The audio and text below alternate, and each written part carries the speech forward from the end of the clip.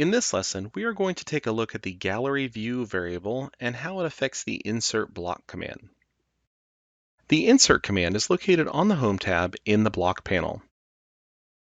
Mine currently has a drop-down arrow so that when I select the button, I get a flyout of all the possible blocks that are currently stored in this drawing.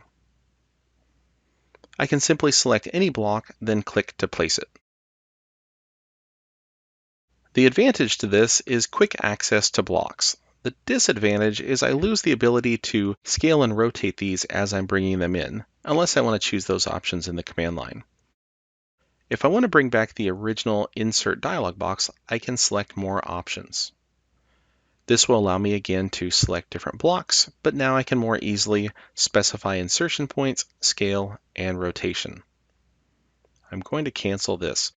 If you prefer to type I then enter to start the command, it will always bring up the insert dialog box.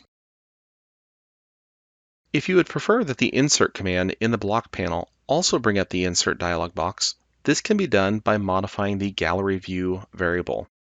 Simply type in gallery view at the command line, then press enter. My current value is 1, which means it's turned on. I'm going to type 0, then press enter to turn gallery view off. Notice now that my insert command no longer has a drop-down arrow. If I select insert, it actually brings up the insert dialog box instead of giving me the flyout menu. So feel free to play with that variable and see which way you like better. The textbook that we're using is actually set up to use the insert dialog box rather than gallery view, so you might want to change that if you want to match the textbook. That concludes our look at the gallery view variable in AutoCAD.